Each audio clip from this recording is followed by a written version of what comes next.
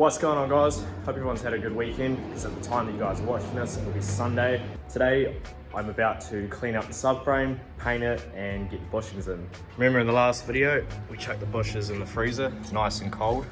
So shrunk them down a little bit. Make it a bit easier to press into the subframe here. So as you can see, I have everything all nicely laid out. So everything here we're gonna clean up, water blast, give it a scotchy, and then give it a lick of paint, and it'll just make a world of difference. So I've already water blasted the knuckles and the lower arms. Still got to do the toe arms, traction arms, camber arms, and it's obviously got to do the subframe. So when I cut the bushes to get them out, the old ones, did cut into the subframe in a couple places, but as you can see here, Robbie from JB Fab has given them all a little going over, clean up the little cracks, and yeah. So there was a big one here, which he fixed up. Another little nick there. That was the other big one here, and then the two front ones were very minor, just a little touch up there. He didn't have to touch this one at all. So that was the best one of the lot. So I'm gonna give the stuff a water blast, and then yeah, give it a scotch and start painting. It'd be good to finally get the stuff done and back in the car, because obviously with this new workshop, we need to be moving all of our stuff, and yeah, currently this thing is going absolutely nowhere. Little update on my motor here. So in the last video of doing stuff with the motor, we checked the ring gaps and they need to be gapped. So unfortunately still having trouble trying to find someone with a ring filer that I could borrow. The reason I don't want to buy one is because they're a couple $100 and I'll use it once, probably not again for at least another 6 months, and that $200 could be better spent into actual parts for the Silvia. So got a little solution.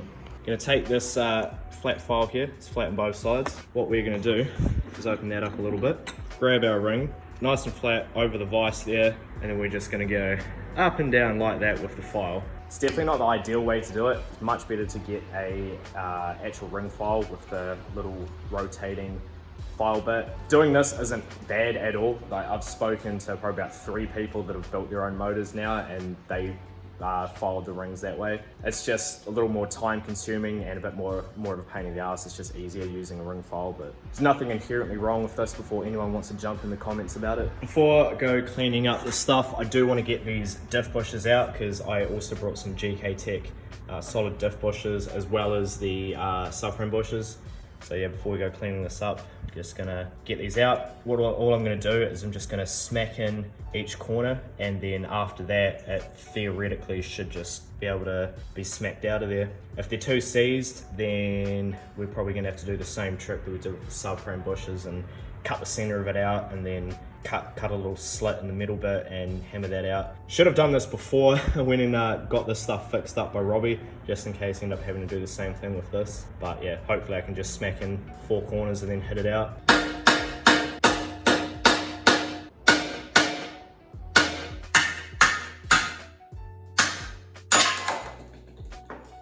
So yeah, you can see here that all I did was just grab a screwdriver and a hammer, just hit in 4 corners around it, and then just put an impact socket over it, gave it a couple smacks, and came right out. A million times easier than the subframe bushes. So I successfully got both the diff bushes out. That was so much easier than the subframe bushes. Again, literally just tap in 4 corners, taps right out of the subframe. Obviously if they're like really seized in there, it might be a bit difficult, but yeah, even if it's pretty seized in there, I still think getting these out is just a walk in the park compared to those fucking subframe bushes. About to start water blasting this stuff, and I do this every time that I need to water blast something here. I forget to bring like a change of clothes or a towel or something, because when you're water blasting something, you just get absolutely soaked. There's no way around it. And you'd think I would have learnt my lesson by now, but nah. We get wet as fuck. You have to stay here for the next couple of hours, drive home wet, and then go home and have a shower and get changed.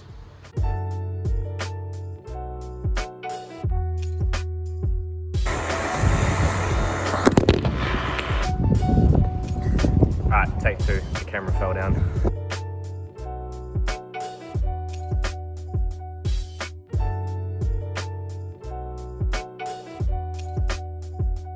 The subframe and most of the arms are all water blasted now, so they're just sitting outside in the sun drying off. While they're drying, I am going to start scotch brightening the lower control arms and the knuckles and give them a lick of paint. Still got some Scotch-Brite left over from when we gave this thing a paint. Obviously we use this to roughen up the engine bay. And yeah, it'll work good on this, just agitate the surface a little bit. Looks dirty, but I have water blasted these already, which you guys would have seen in a few videos ago. The paint that I have is this stuff here. Usually get cheap shit. Spent a little bit more and got this. So this is like a primer and paint in one. So usually you'd have to scotch it down, give it a bit of a primer and then paint. Well, you don't have to, it just makes it better. But with obviously this one, you don't need to do that because it's a sort of two-in-one deal.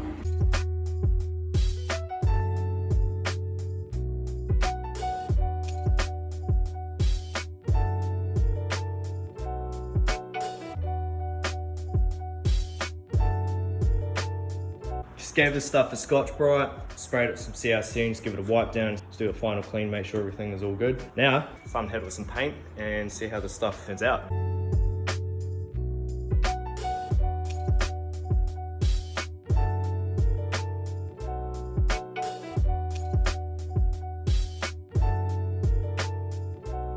Got all the arms and knuckles painted now. It's coming out pretty good. Decided to do it outside just so it dries a little bit quicker in the sun. Obviously dirt and dust and shit is still going to fly in there, but it is just arms at the end of the day. It's still going to look a million times better than what it was. Just letting this stuff dry, then I'll flip it over and paint the other side. But while I am waiting for that to dry, still got the subframe to do, so I'm gonna go over this with some Scotch-Brite and then yeah, we'll paint this too. I'm super excited to see how this turns out.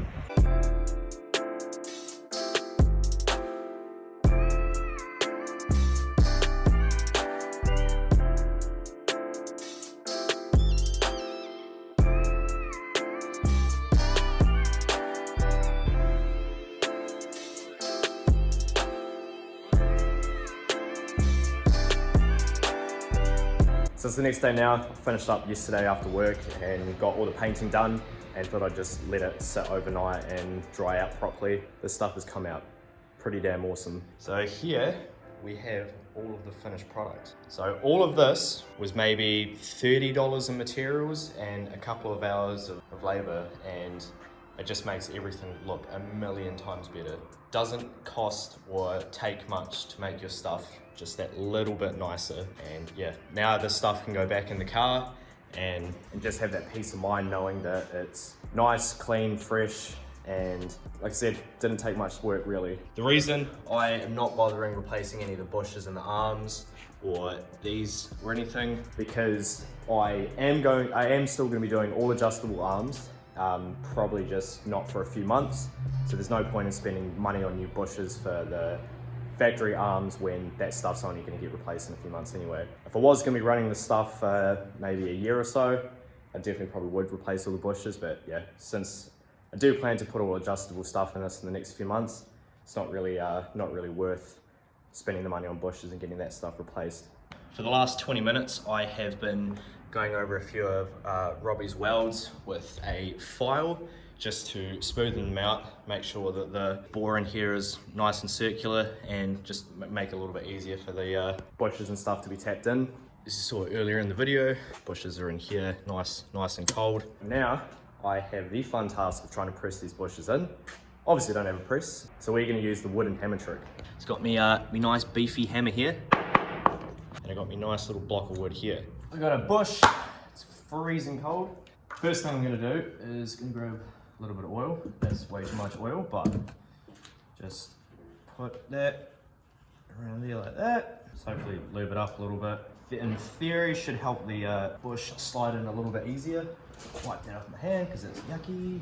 So it's got this little step bit here. This goes on the underside of the subframe, so it looks about straight. Just put that on there.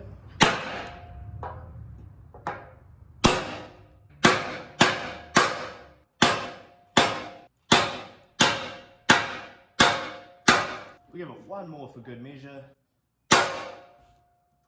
And that is a Gktech solid subframe bushing in. So that's one bush in, sitting nice and flush. Just got 3 more to do. So that one's gonna be nice and easy, same as that one. These ones gonna be a little more little more tricky. I'm gonna have to rig something up to support it under here, because obviously if I go to try and smack that, it's you're not gonna go well. So yeah, finish these 3 and then I guess we'll look at maybe putting it in the car.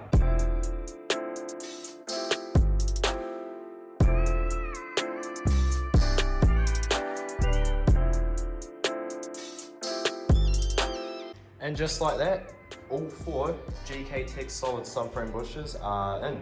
So this is the little rig that I got set up here to get these top ones in. So I've got three of these bigger bits of wood and like a little bit here. Actually smacked it so hard that it split the wood. But yeah, no, none of these actually were that difficult to get in. Just start off a little lightly, tap it in. A little bit of metal sticking out there. Yeah, just tap it in lightly, make sure it's straight and lined up, and then start smacking the absolute shit out of it, and boom, end up with the end result like that.